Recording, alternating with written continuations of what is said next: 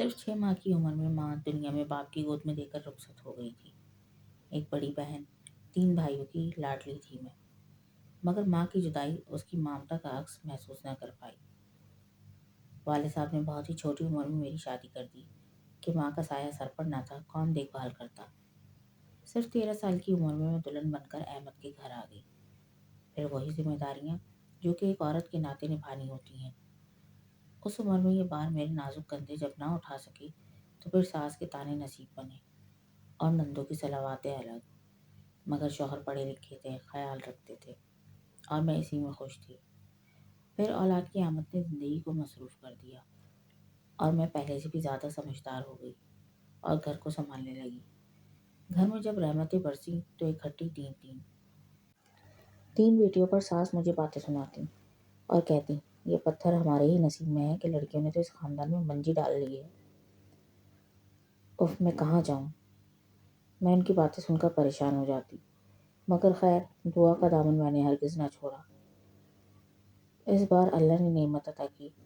بیٹا ہونے پر میں جتنا شکر ادا کرتی اس ذات باری تعالیٰ کا کم تھا۔ احمد تو ایسے خوش تھے جیسے جنت پالی ہو، اور میں حیران سی انہیں دیکھا کرتی۔ ابھی سال بھی نہ گزرا تھا کہ میں ایک اور بیٹی کی ماں بن گئی۔ یا اللہ، میں اس قابل تو نہ تھی کہ تیری اتنی عنایتیں ہوتی مجھ پر۔ میں اشک بار تھی۔ بچہ انتہائی خوبصورت تھا، جو دیکھتا ہی رہ جاتا۔ اس قدر حسین، میں ڈر جاتی۔ یا اللہ، اسے نظر بد سے بچانا۔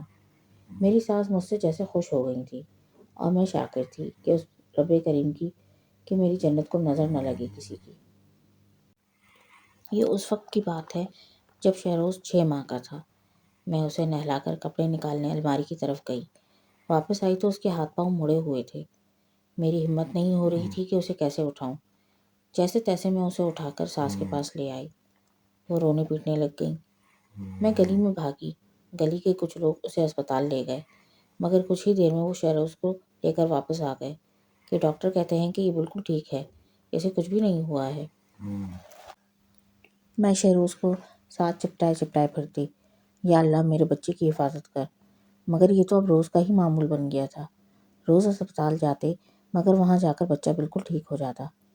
کسی نے کہا کہ اسے دم کرواؤ۔ اب ہم نے مولوی کے دم درود کی راہ لی اور صدقات و خیرات کا سلسلہ شروع ہو گیا۔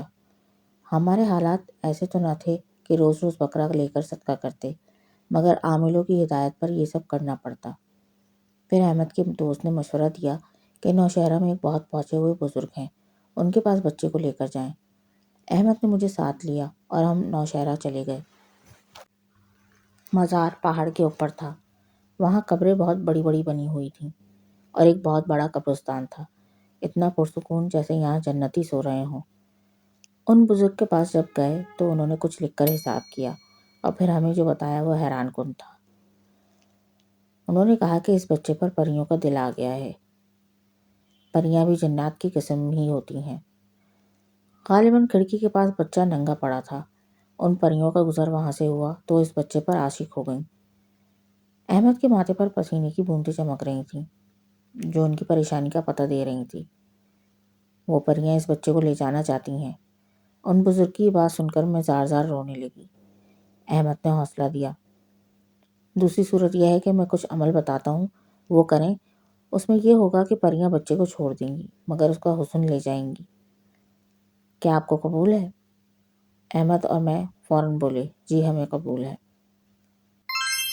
پھر وہ بزرگ جیسا جیسا کہتے رہے ہم کرتے رہے۔ بچے کے بال گھنگریالے اور براؤن تھے۔ اس کی بار بار حجامت کرائی گئی تو اس کے بال پہلے جیسے نہ رہے، اس کا رنگ بھی بدل گیا۔ وقت کے ساتھ ساتھ ہم نے دیکھا کہ اس کا رنگ بھی بدل گیا ہے، جیسے وہ چمکتا دمکتا تھا اب ویسا نہیں رہا، مگر ہمیں اس کی زندگی چاہیے تھی، حسن نہیں۔ اللہ کی کرم نوازی سے میں اور احمد اللہ کی آزمائش میں سرخرو ہوئے اور پھر اللہ پاک نے حساب برابر کر دیا، یعنی تیسرا بیٹا بھی عطا کیا۔ واہ اللہ تیری قدرت، تو کسی کو مایوس نہیں کرتا۔ میرا شہروز آج شادی شدہ اور 2 بچوں کا باپ ہے۔ خوبصورت تو ہے مگر ویسا نہیں ہے جیسا تھا۔ اس کا بیٹا بالکل اس جیسا ہے۔ یا اللہ تو بڑا رحیم و کریم ہے، بندے پر ایسا بوجھ نہیں ڈالتا کہ وہ سہ نہ سکے۔ بے شک تو ہی مشکلات سے نکالنے والا ہے۔